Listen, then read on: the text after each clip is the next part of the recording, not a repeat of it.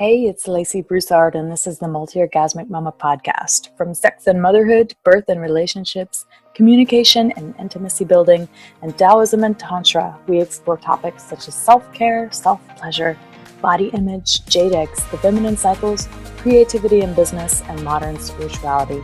The Multi-Orgasmic Mama is a place to come for true stories and transformational advice on how to be a mama and a multi-orgasmic woman too.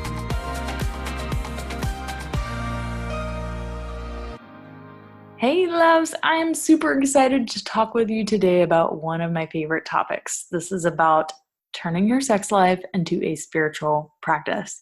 Reclaiming the sacred in sexuality was one of the big reclamations that I went through as a young adult. I always had an inner knowing that sex was inherently good and sacred from about the time I was 15 or 16. That was completely opposite than what I was taught. And that's why when I turned 16, I got a job at a coffee shop and I told them that I had to work on Sundays because that way it would be easier for me to break it to my parents that I wasn't going to church anymore. Somehow I just always knew that the way that I was raised to relate to my sexuality was fucking wrong. I just knew it. I knew it was wrong because I believed and I felt in my heart that sexuality was this amazing, glorious, beautiful thing. And if there were a spiritual path that believed this too, then I was going to be the one to find it. Now, it only took about 15 years, but I did find Tantra and Taoism, and then I immersed myself in these ancient traditions and the living transmissions of a couple female teachers, because both of these traditions believed that you couldn't be right with God, or that you couldn't reach enlightenment unless you were right with your sex. And oh my God, when I discovered that, I was done. I was home. I found my spot. And one of the reasons why I love that I am a sex coach and not a sex therapist is that even though I am a trained scientist, I'm not bound by science alone. I think it's wonderful and great that we have science around sexuality and that we're learning more and more and understanding more, especially around female sexuality, pleasure, and orgasm. But I, unlike a sex therapist, I'm free to teach whatever the fuck I want. And I get to teach the things that I know work for people because I know that they've worked on me, and I know that they've worked on clients of mine, and I know that they've worked on peers of mine. And honestly, I'm not sure that science is ever going to validate the sacred and the sexy, and I ain't gonna sit around and wait for it to, because I'd probably be waiting forever. Now, I personally know how liberated and free and at peace I have become around my body and sexuality because of these teachings. And I know that people like you want it, and people for over 1,500 years have had better lives because of it. So why not teach it? Let's talk about what makes sex sacred. What does that even mean? A lot of men ask me this. And it's kind of hard to explain. Women seem to perceive this and get it. Men sometimes have a little more difficulty around understanding how sexuality can be sacred. In both the Taoist and tantric tradition, you don't get to bypass, disregard, pretend like it doesn't exist, or denounce your sexuality on the way to enlightenment. And that right there is the most awesome thing to me about both of these traditions, because this belief does not exist in any other spiritual tradition or religion that I've ever come across. Now, let's look more specifically at Taoism and dive into what sacred sexuality means in this tradition as I have come to know it. I am not a Taoist teacher. I'm not a guru. I do not claim to be any of those things, but I have done extensive readings and studies on them, and this is coming from what I have learned. In this tradition, there are 3 energy centers called dantians. There's a lower dantian, a middle dantian, and an upper dantian. And the lower dantian is located just below your belly button. The middle one is right at your heart, and the upper one is located at the level of the brain. Now, the lower dantian is where your jing qi exists. Your jing qi is your sexual source energy. This energy is what you were created from through the act of sex and what you were born through, a pussy.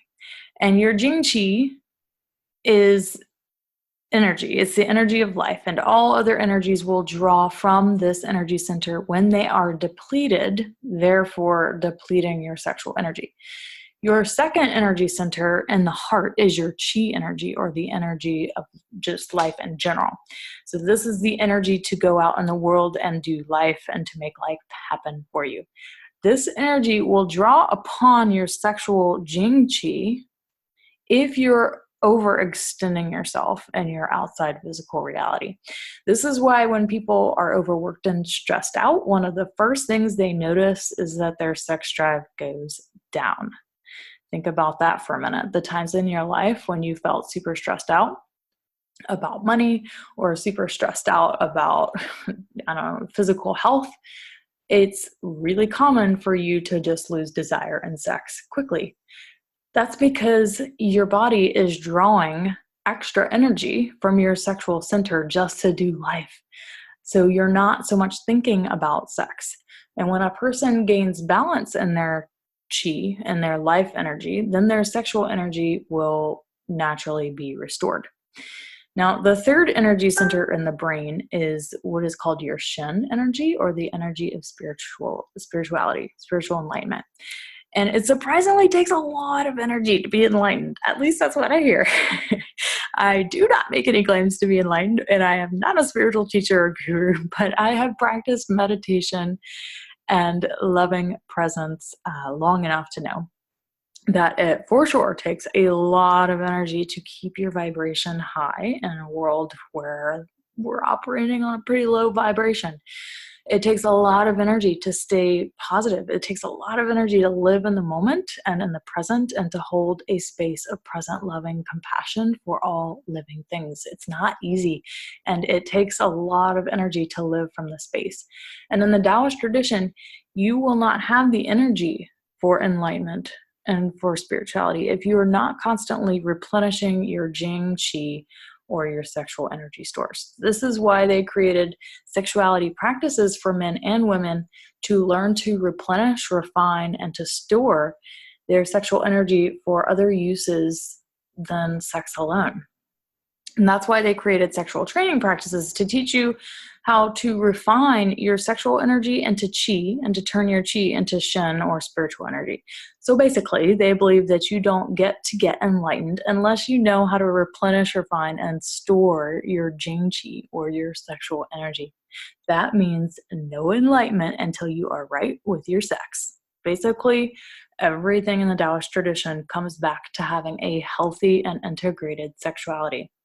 The Taoists were much more interested in sexual health and in health in general than the tantrics, and that's why they created an entire system around clearing the sexual organs of negativity and stuckness, of stuck stagnant energy, so that you can fill up with life-giving Jing Qi energy. I love this so much. All right, now let's move on to Tantra and how sexuality is sacred in their tradition. In Tantra, we have the 7-part energy system, or the chakra system, as you've probably heard of it. This system identifies 7 different energy points in the body that are commonly perceived or felt at each point or chakra. And the energy can be refined just like in the Taoist 3-part energy system. But the thing about Tantra is that they were more interested in awakening and everyday liberation than in health and sexual health. That's why they created sexual rituals that incorporate consecration and intention, which is what makes the sex ritual sacred. That's why in my holistic sex tools and techniques that I teach, I always teach intention, because so much changes when you set an intention around a sexual encounter. And in our fast-paced, tech-obsessed, fast food-obsessed culture, everyone wants to just knock one off and discover the quickest way to orgasm, and we often leave out a lot of pleasure and bliss when we treat sex like a fast food meal instead of a 5-course dinner. And when you set an intention around your sexual experience, around making it sacred and special, it's like the warm towel that you get when you go to a fancy sushi restaurant, right? Before you even order the appetizer, they come out with this warm hand towel, and it feels so good on your hands, and you're like, oh wow, this is special. Well, that's what an intention around sexuality is like. Now, consecration is where you're offering the blessings and gifts of the experience to something like a god or a goddess, or to an element like fire, water, or earth, or you're offering the blessings and benefits to pleasure, or to highest consciousness and deepest love, you can consecrate to anything you want. These are just some examples of ones that I have practiced and enjoy. So between consecration and intention, you've set the stage to have a sacred sexual experience. It becomes ritualistic because it's not just about knocking one off anymore. It's about a ritual, like a held container, held space. It's about dropping into the present moment and letting that god or goddess that you've consecrated to flow through you and really embodying that god or goddess, letting it flow through you and becoming it. And that's why we offer the blessings to something of higher power than ourselves, because it is a sacred experience that can really bring you into an ecstatic and blissed out state. And if you're able to take all of that ecstasy and bliss and offer it up to something other than yourself for the good of the world, to whatever, it makes it a sacred thing. It's not just about you anymore. Now, let's bring this down to the practical everyday level. We talked about how sex is a spiritual practice in both the tantric and Taoist traditions. And now you're probably wondering, well, that's all really cool information, Lacey, but how the fuck do I incorporate that into my sex life? Well, here's how you can make sex a spiritual practice in your life, my dear. Number one, when you're feeling depleted, overworked, and stressed out, the first thing, I know this is hard to think about because usually this is the last thing that we want to think about. The first thing to think about is setting aside time for self-pleasure. I know it's the last thing you want to do, but if you actually do this, it's going to end up giving you more energy when you are doing it without trying to climax. If you can set aside 15, 20, 30 minutes is even better, to just self-pleasure without climaxing. You're just simply touching and stroking yourself to activate your turn on and sexual energy. And when you start to feel the pleasure build up, you can place one hand on your lower belly and the other hand on top, and you're gently going to circle your hands up on the left and down on the right around your lower belly as you consciously feel all of that turn on and the sexual energy collect in this lower belly, this lower dantian area. You'll feel all of your turn on and any pleasure collect into this area. Then you're going to reverse the direction and rub your hands up on the right and down on the left as you feel all of this turn on and activation absorb into your lower dantian. Now your sexual energy will be replenished and collected and stored for you to use whenever you need. And you will feel more energized because you will have activated all that energy and then brought it back into the body and stored it for whatever shit you have going on in your life that you need it for. Now, the second way that you can bring all of this into your practical love life is before each sexual experience to take a moment to offer up a consecration for the sexual experience. You can offer up the blessings and benefits of the experience to any god or goddess, to any element, to pleasure, to highest consciousness and deepest love. And during that experience, see if you can embody that. See if you can embody that goddess. See if you can embody pleasure. See if you can embody fire, for example. Now, the third is to set an intention for each sexual experience. What would you like the experience to be like? Would you like to experience pleasure in whatever form it may come? Would you like to experience as much pleasure as possible? Would you like to experience deep connection and love for your body? Anything that you desire to have around your sexual experience, you can set an intention for.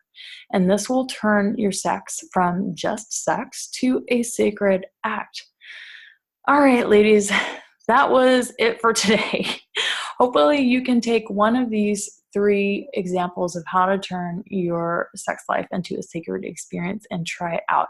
And if you're wanting more one-on-one support around learning Tantra, the jade egg practice, or just wanting to feel your sexuality is sacred and not dirty, shameful, or disgusting, then I want you to head to themultiorgasmicmama.com.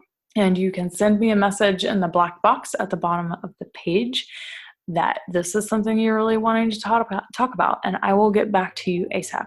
Thanks so much for tuning in, and I will talk to you all next week. Bye.